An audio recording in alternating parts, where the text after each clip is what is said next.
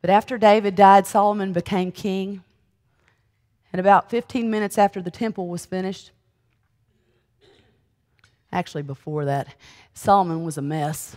He had about 1,000 wives and concubines. And the king's job at that time was to read the law every year, to get out the law and to remind the people what the law was.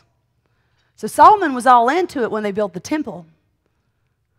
But then Solomon followed these wives and went into idolatry, broke God's heart. And so God stripped the kingdoms away from Solomon. And then he gave it to Jeroboam. Jeroboam was the guy that got the 10 tribes that went north into Samaria. Judah and Benjamin and most of the Levites stayed in Judah, in Jerusalem, where the temple was. Now they were really proud of that temple. But this is when God started sending the prophets. This is where I'm getting to my point. He started sending the prophets because they had turned to idolatry. They had stopped reading the law. They had stopped obeying the law.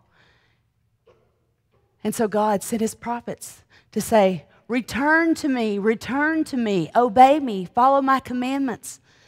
He sent them over and over. That's all those guys in the Old Testament. But they didn't listen.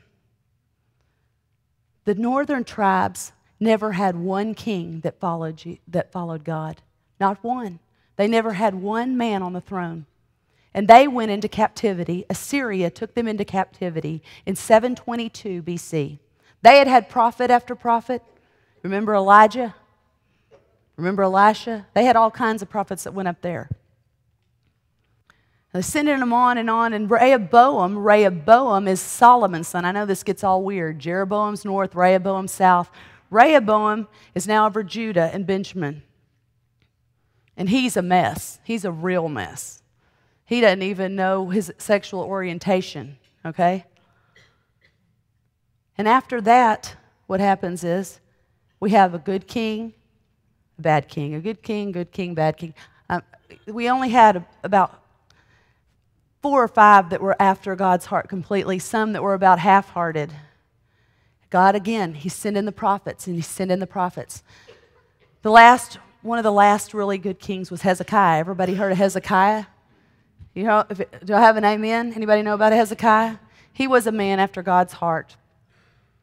Hezekiah, though, he died, and his son Manasseh was one of the worst kings there ever was.